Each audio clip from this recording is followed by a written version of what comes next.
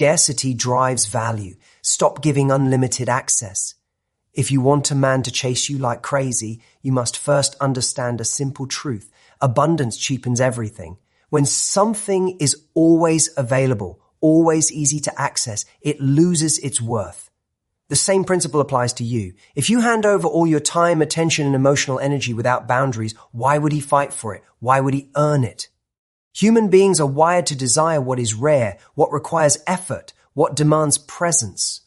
The minute you become too available, you hand over the very power that makes him want you.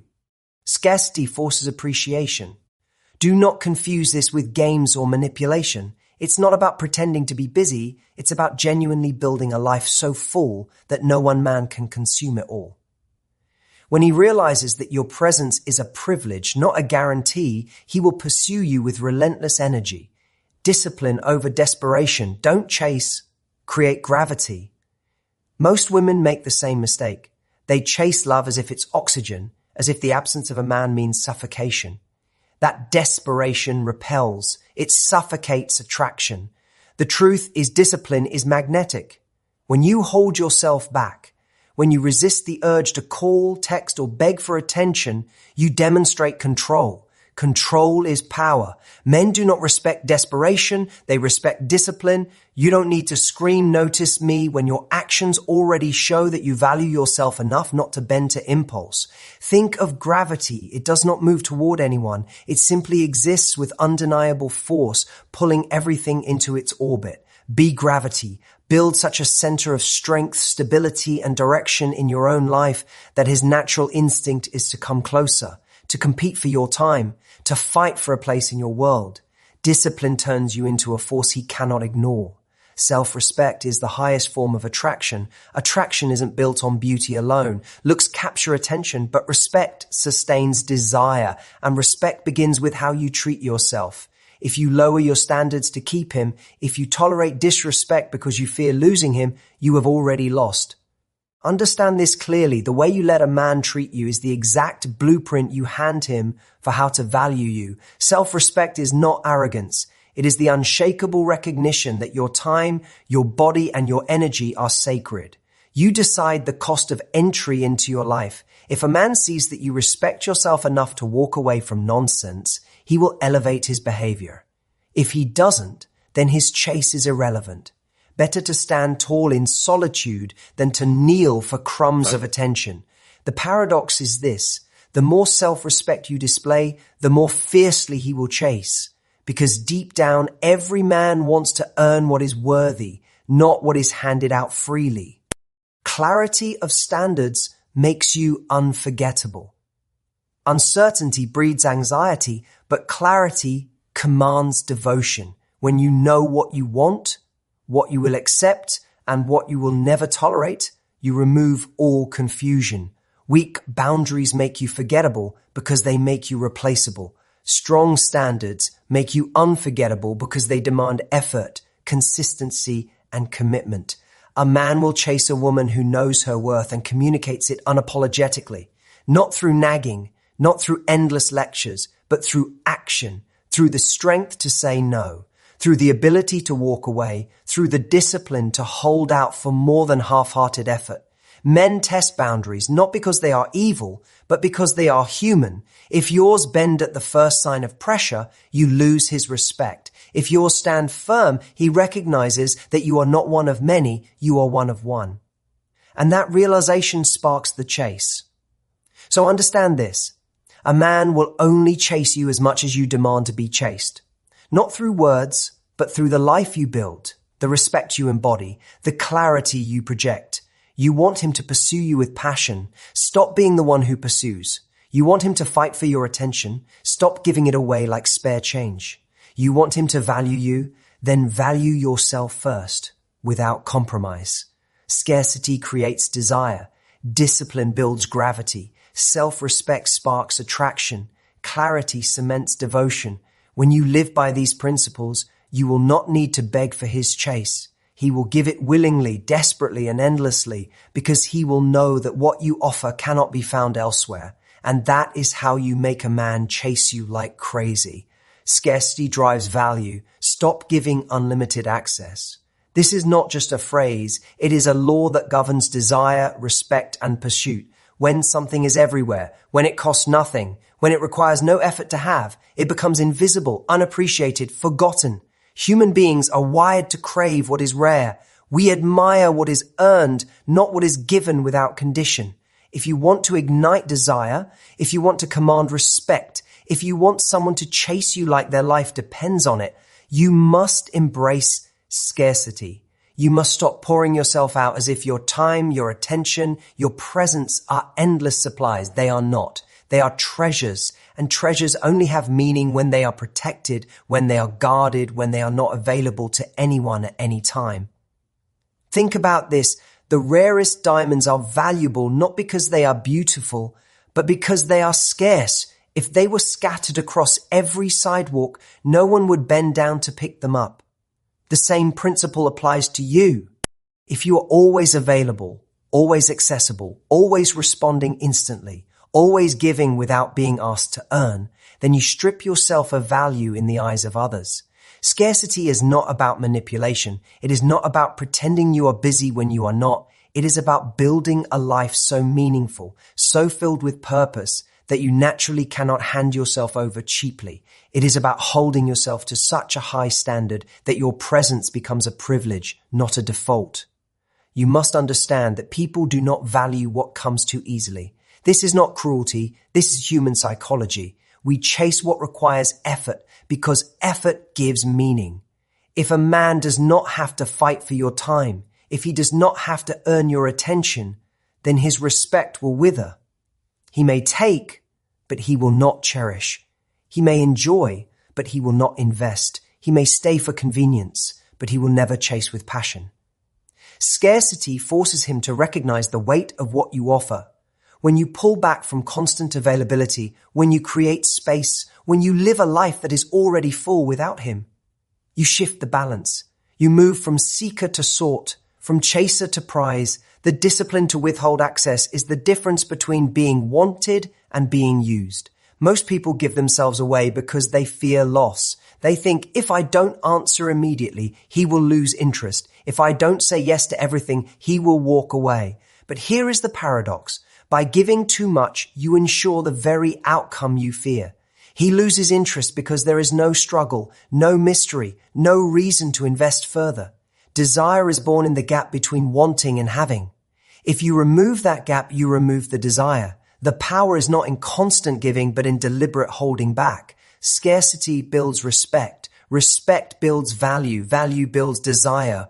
When you choose to guard your time, when you decide that not everyone earns the same level of access to you, you send a message. I am not desperate. I am not replaceable. I am not here to be consumed cheaply. I am rare, and rarity demands pursuit. The moment you live by that principle, everything shifts. You stop begging for attention and start commanding it. You stop chasing and start being chased. You stop lowering yourself and start elevating the game for anyone who wants to stand beside you. This is not arrogance. This is not coldness. This is self-respect. Self-respect says, I do not have to give everything away to prove my worth. I do not have to be constantly present to be remembered. I do not have to hand over all of me to be loved. In fact, it is the opposite. When you respect yourself enough to create scarcity, you force others to recognize your worth, and the ones who are worthy will rise to the challenge. The unworthy will fall away. That is not a loss, that is liberation. Ask yourself right now, where am I giving unlimited access? Where am I handing over my attention too freely? Where am I saying yes when I should say no? Where am I allowing someone to enjoy the benefits of me without requiring the effort to earn me? Those are the places you are destroying your own value. And the brutal truth is, no one will protect it for you. If you do not control access to yourself, others will take as much as they can without hesitation. It is your job to say enough. It is your job to hold the line. It is your job to be scarce. Scarcity is not about being unavailable to everyone. It is about being unavailable to the unworthy. It is about making sure your presence is an experience, not a commodity. It is about forcing people to rise if they want to reach you. That is the psychology of the chase. That is how respect is built. That is how value is cemented. So remember this, Scarcity drives value. Stop giving unlimited access. Every moment you guard your energy, every time you hold back from overgiving, every time you demand effort before reward, you increase your worth in the eyes of others. But more importantly, you increase your worth in your own eyes. And that is the foundation of all true attraction, all true respect, all true power. Discipline over desperation. Don't chase, create gravity. Those words hold the key to attraction, respect, and influence. Desperation is weak. It is loud. It is chaotic. It screams, notice me, need me, love me, and nothing repels faster. Desperation suffocates the very connection it is trying to preserve. It shows no control, no patience, no strength. It is the mark of someone who does not trust their own worth. But discipline, that is different. Discipline is silent power. It is the restraint to hold back when every nerve in your body is urging you to move forward. It is the strength to remain still while others scramble. It is the decision to stop chasing and instead become the force that draws others to you. When you chase, you communicate lack. You broadcast insecurity. You announce to the world that you need someone else more than they need you. And the brutal truth is this: people do not respect what needs them too much. They respect what stands on its own, what does not beg, what does not crumble without attention. Desperation is the behavior of someone who has placed another person at the center of their universe. Discipline is the behavior of someone who has built their own universe and allows others to orbit it. That is the difference between being ignored and being chased. Think of gravity. Gravity does not move. Gravity does not plead. Gravity does not chase planets through space, hoping they will stay close. Gravity simply exists with undeniable force, and everything else must respond. That is the power you must cultivate. Build yourself so completely that your presence pulls people in without effort. How? Through focus, through mastery of your own time, through commitment to your growth, your health, your mission, through the refusal to let desperation guide your actions. The disciplined life generates its own magnetic field, and that field attracts not through chasing, but through undeniable pull. Most people fall into the trap of pursuing because they fear losing. They think, if I don't text first, he'll forget me. If I don't call, he'll move on. If I don't give more, I'll be replaced. But the reality is the opposite. By chasing, you guarantee your replacement. You communicate that your value is lower, that your worth is negotiable, that your attention comes at no cost. And once it costs nothing, it means nothing. The disciplined person refuses to cheapen themselves in this way. They know that silence can be louder than words, that restraint can be more powerful than pursuit, that pulling back is often the move that creates longing. Desperation is reactive. Discipline is intentional. When you are desperate, you act without thought. You send the message, you beg for attention, you lower your standards, you abandon your boundaries. And every time you do, you train the other person to value you less. But when you are disciplined, you act with clarity.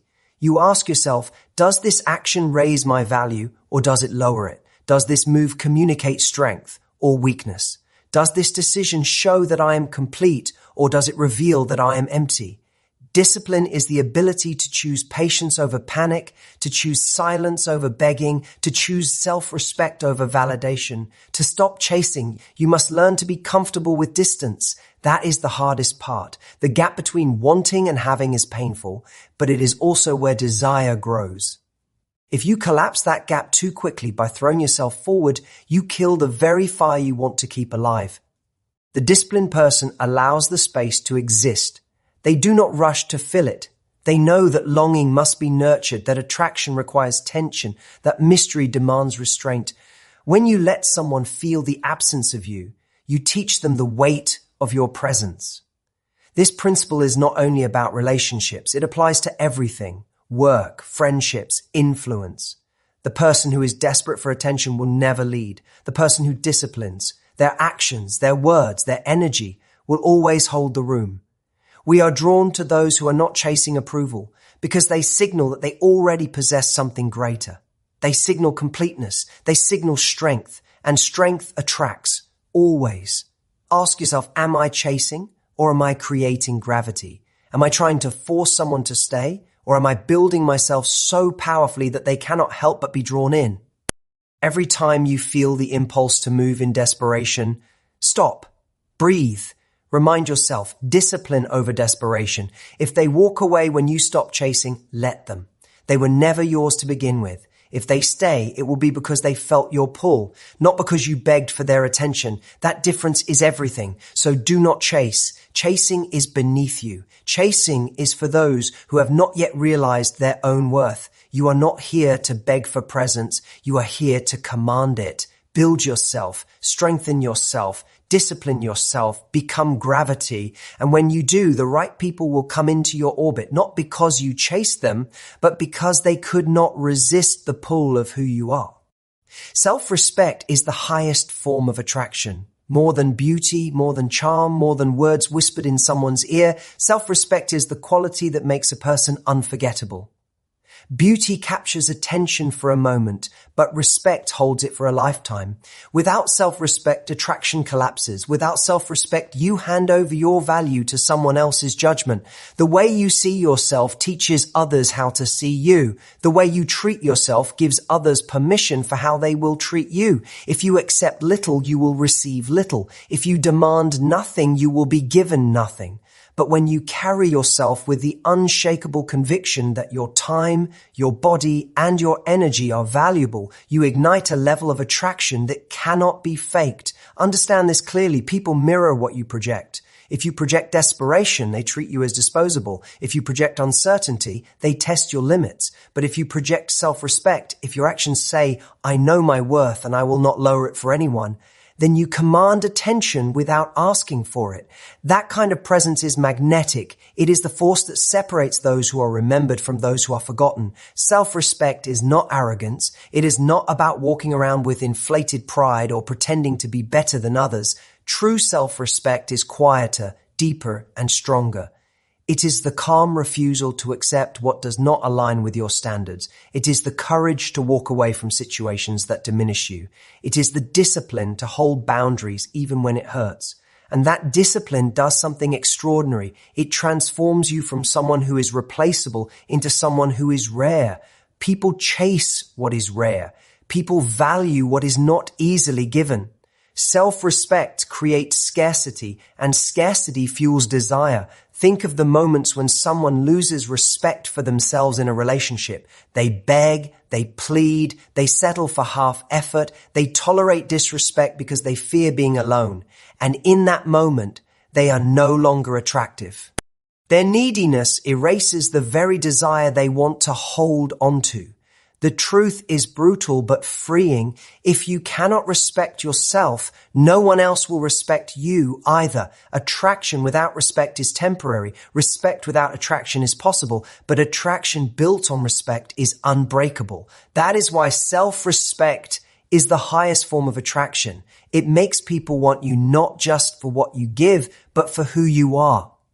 Every time you choose respect over desperation, you raise your value. Every time you choose silence over begging, you strengthen your presence. Every time you say no to something beneath your standards, you force others to rise if they want to meet you. That is how attraction is sustained, not through endless giving, not through lowering your worth, but through standing tall and saying, this is who I am. This is what I accept. This is what I will never tolerate. The people who are worthy will step up. The ones who aren't will step away. And that is not a loss. That is liberation. Self-respect also fuels confidence, and confidence is universally attractive. Confidence is not about speaking the loudest or demanding attention. It is about being unshaken in silence, being steady when others are desperate, being clear when others are confused. A person with self-respect does not crumble when ignored. They do not break when rejected. They know rejection does not define them. It simply redirects them. And that kind of strength creates an energy that pulls people in without effort. Ask yourself, what message do my actions send about my respect for myself? Do I chase when I should pause? Do I settle when I should demand better? Do I allow behavior that deep down I know I should reject? Every compromise of self-respect weakens attraction. Every choice to stand firm strengthens it. Attraction is not just about how you look or what you say. It is about the energy of respect you carry into every interaction. There is a paradox here. Many believe that by giving more, by being more available, by sacrificing themselves endlessly, they will be loved more deeply. But the opposite is true. The more you diminish yourself for someone else, the less they will desire you. People do not fall in love with someone who bends at every request. They fall in love with someone who has a backbone, someone who respects themselves enough to demand better, someone who says, I am already whole, but if you want to be here, you must rise to my level. That is what ignites pursuit. That is what commands devotion. So do not confuse attraction with compliance. Do not confuse desire with desperation. Do not confuse love with losing yourself. The deepest attraction comes when you stand in your own worth, unbending, unbroken, unapologetic. Self-respect is the highest form of attraction because it cannot be faked. It must be lived. It must be proven through action, through boundaries, through the willingness to walk away when necessary. When you live this way, you will never need to beg for attention because your presence will command it. You will never need to chase love because love will chase you. You will never need to prove your value because your respect for yourself will prove it louder than words ever could. That is the power of self-respect. It makes you magnetic. It makes you unforgettable. And it ensures that the ones who stay are not here for convenience. They are here because they know they are standing beside someone who cannot be replaced.